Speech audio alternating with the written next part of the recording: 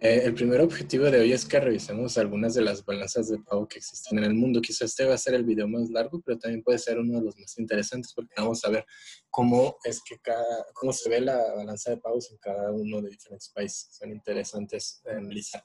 Vamos a enfocarnos en algunos casos, pero antes de hablar de los países en general, quiero platicarles de algo que yo creo que también ustedes ya se dieron cuenta con lo que aprendimos anteriormente.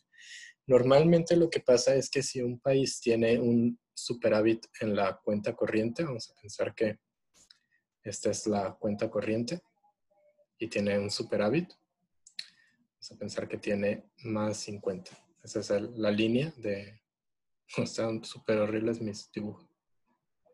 Esa es la cuenta corriente y esta es la cuenta financiera.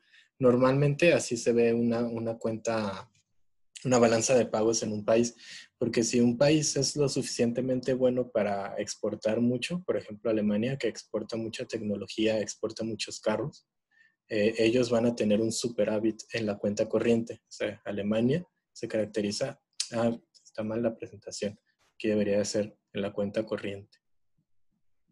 Ahorita la arreglo para que en la PowerPoint ustedes lo tengan bien. Alemania se caracteriza por tener un superávit en la cuenta corriente, es decir, que exporta mucho y caro. Entonces, siempre reciben más dinero de lo que exportan que lo que importan normalmente. Y como entonces tienen mucho dinero de ahí, lo que hacen los alemanes es invertir en otros países. Normalmente, si tú tienes dinero, pues lo ahorras o lo inviertes. Entonces, pues sí, sus reservas son fuertes y aparte están invirtiendo en otros países. Pues ya Alemania tiene también mucha inversión y pues el dinero que sobra lo invierten en otros lados. Tienen plantas en África, en Asia, en Latinoamérica. Ya ven que en México hay plantas armadoras de carros que son de capital alemán. Entonces, así se ve la balanza de pagos de Alemania.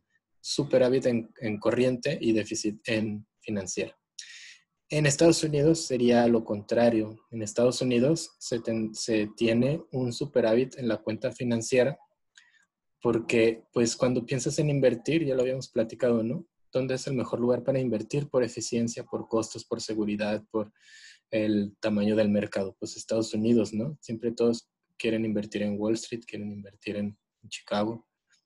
Y como los estadounidenses reciben mucho dinero a través de gente que quiere invertir en ellos, entonces tienen muchas monedas, tienen mucho dinero literalmente, lo que hacen es consumir mucho y entonces en Estados Unidos está al revés. En Estados Unidos la cuenta corriente tiene déficit normalmente. Estados Unidos es un país que importa mucho, pues México se aprovecha un poco de ello y le vende muchas cosas.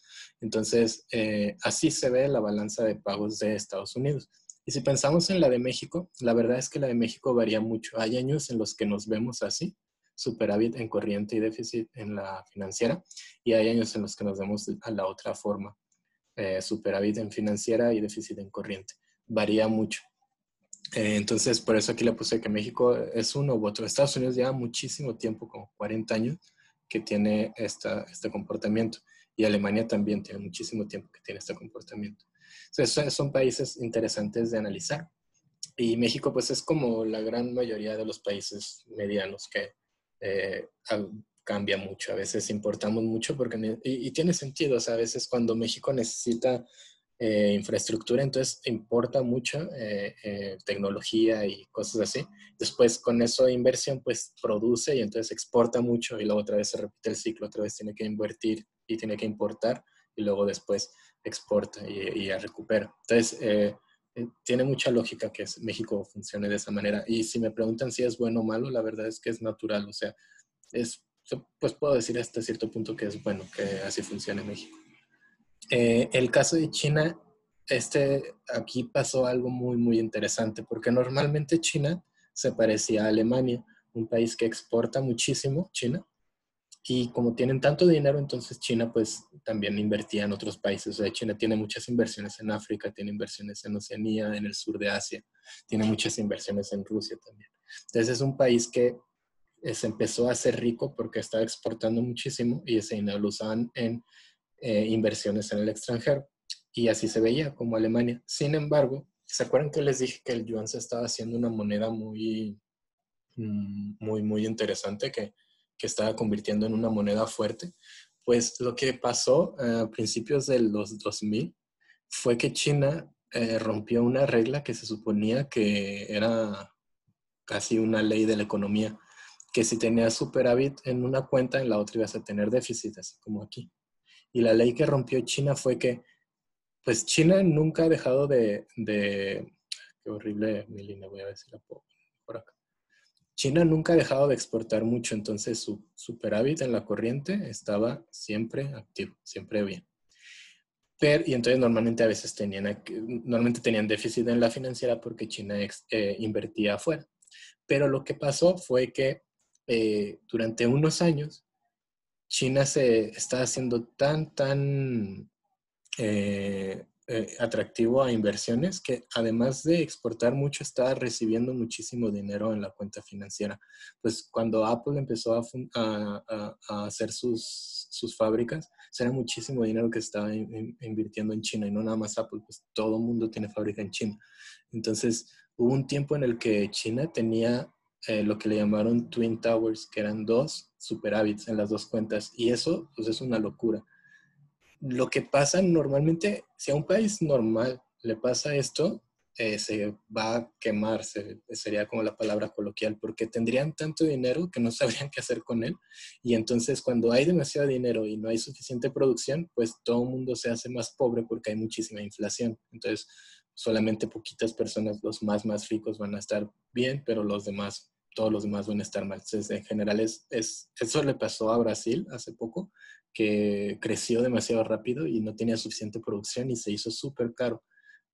Hace un par de años, el lugar donde la Coca-Cola más cara del mundo era en Sao Paulo. Y pues en Sao Paulo no vive la gente más rica del mundo, entonces era raro que costara más cara que en Suiza. Pero pues fue por un efecto parecido a este, de que se hicieron rápido, ricos muy rápido y sin producir suficiente. Entonces no es buena idea. Bueno, China se salvó de este problema por una política que aplicaron que tampoco nunca se ha aplicado en la historia y aprovecharon un poco su cultura. La cultura china es bastante única y los políticos y economistas chinos pudieron eh, aplicar y sacarle provecho a eso. Les voy a contar otra vez en modo historia. Entonces, imaginen esta historia, que ustedes son un empresario chino en el año 2000. Esto está pasando en el año 2000. Son un empresario chino, o sea, tienen más o menos 40, 50 años. Y, y acaban de hacer una superventa a Estados Unidos y recibieron un pago en dólares muy grande. Son ricos en China y recibieron mucho dinero en dólares. Entonces, pues tú recibes los dólares, ¿qué es lo que tienes que hacer? Pues lo primero que hay que hacer es ir al banco chino y cambiar los dólares por yuanes, porque pues tú quieres yuanes, no quieres dólares. Entonces vas al banco chino y cambias tus dólares por yuanes. Lo que pasaría en cualquier otro país es que ya tomas tus yuanes y te vas y te los gastas y compras un carro, compras una casa, vas a un restaurante, es una fiesta. Eso pasaría en cualquier otro país, pero en China no pasó eso, porque el gobierno se dio cuenta un chip cultural que tienen los chinos de esa generación. Esa generación de chinos que tenía 50 años en los 2000, ellos vivieron la parte más dura de China, de su historia, cuando China era súper pobre en 1950, 1960 y que se moría gente de hambre, no tenían dinero ni nada. Entonces esa gente tiene como un poco trauma, se podría decir, emocional y mental de la pobreza. Entonces esos chinos, empresarios que les estaba yendo bien, eran muy cautelosos. Entonces, lo que el gobierno aprovechó fue que cuando estaban allá en el banco, el del banco les decía, oye, pero ¿por qué te quieres llevar el dinero? ¿No has pensado en tu futuro? ¿Qué tal tu hijo? Tal vez tu hijo no va a tener educación, o qué tal y China le va mal y todos nos hacemos pobres. No vale la pena que te lleves el dinero en efectivo y te lo gastes. Yo te recomendaría que mejor me lo dejes y lo inviertas a largo plazo, a 20 años, a 30 años, para que cuando tu hijo ya esté grande, pues pueda ir a viajar, vaya a una universidad, tenga una casa. Entonces, pues eso al chino le hizo sentido y dijo, pues sí tienes razón. ¿Sabes qué? No me des los yuanes, quédate con los yuanes y y yo me llevo un papelito. Y pues eso para la economía china, los economistas chinos, eso sí fue como pues algo increíble. O sea, lograron que la economía china se disparara muchísimo con esto y además no lograron que no hubiera inflación porque todos los chinos ricos no gastaban el dinero, lo tenían guardado. O sea, los chinos nada más tenían papelitos que decían que eran ricos, pero el dinero no lo tenían. Entonces, eso fue súper bueno para el país. Estaba creciendo rápido, sin inflación, y aguantaron este modelo por varios años, como 5 o 6 años lo aguantaron. Entonces, eso fue pues impresionante. Ya en la práctica lo que pasaba y estaba muy interesante es que cuando al chino le regresaba los yuanes, tenían tantos yuanes en los bancos que a veces era más barato quemar los yuanes que pagar por una camioneta que fuera a recogerlos. Entonces tenían tantos yuanes, el gobierno no quería que los yuanes salieran al mercado y le pedía a los bancos que los quemaran. Entonces le decía, tú quémalo, yo aquí te lo apunto, que tienes en la reserva tanto dinero. Ahí también luego los chinos inventaron lo que ahorita usan los Oxxo aquí, que puedes retirar dinero en las tienditas, porque ellos empezaron a hacer eso de que en las tienditas chinas podías ir y dejar el dinero y el gobierno feliz de que les dejaras dinero y podías ir y pagar servicios, lo que fuera, y entonces todo ese dinero lo tenían ahí guardado. O sea, la cosa era recibir el dinero para que no estuviera en el mercado. Y finalmente, pues ya sabemos qué hizo el chino rico, que se quedó con puros papelitos. El gobierno quemó los yuanes. ¿Y qué hicieron con los dólares? Pues los dólares, o sea, todos los dólares que recibió el chino y que se los dio al banco. Tenía tantos dólares el gobierno chino que pues pues no sabía qué hacer con tantos dólares. Acuérdense que ya no importa tener muchos dólares, no como a los 60. Entonces Estados Unidos le dijo, oye, pues si te sobran tantos dólares, ¿por qué no me los prestas? Y yo te doy un bono. Y pues China dijo, pues súper bien. Y Estados Unidos dijo, pues súper bien, te voy a dar bien poquito. Y China dijo, no, pues no pasa nada, mejor poquito que nada. Y entonces Estados Unidos le compró todos los dólares a China y China le compró toda la deuda a Estados Unidos. Entonces ahorita la deuda de Estados Unidos es gigantesca con China, pero China está feliz. Bien, o sea, también le ayudó a que no hubiera inflación, le está dando un poco de rendimiento y Estados Unidos está feliz porque consiguió dinero casi gratis. Entonces, China y Estados Unidos, aunque en la política parezca que son enemigos, en la vida real son súper amigos, son como Mario y Luigi. En la economía son los mejores amigos, funcionan muy bien. Políticamente tienen diferencias históricas y culturales y por eso se pelean y creo que vende la pelea. O sea, Donald Trump le sale súper bien pelear con China y al presidente de China, Xi, también le sale súper bien pelear contra Estados Unidos. Es como buen movimiento político, pero económicamente son los mejores amigos. Entonces, toda esta historia de China y ese tiempo que estuvo generando muchísimas reservas y comprándole la deuda a Estados Unidos, trajo esto que viene a continuación. Estas son las reservas de los países, las reservas que tienen los países en dólares.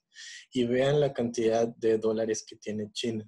Ahorita tiene todavía más, tiene como 3.1 trillón de dólares. Es como que será como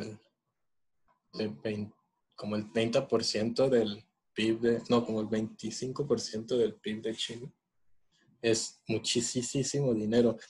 Después viene Japón, que se acuerdan que yo les había dicho que Japón, como le estaba yendo bien en los 60, 70, se estaba comprando muchos dólares, entonces es todavía remanente de eso. Y después vienen muchos países petroleros, porque pues, los países petroleros tienen ingreso en dólares y normalmente lo guardan. Por ejemplo, México tiene unas reservas buenas, obviamente no como Rusia, no como Arabia, que son potencias súper fuertes en cuanto a petróleo, pero pues México no está mal. Pero vean la cantidad de dólares que tiene China.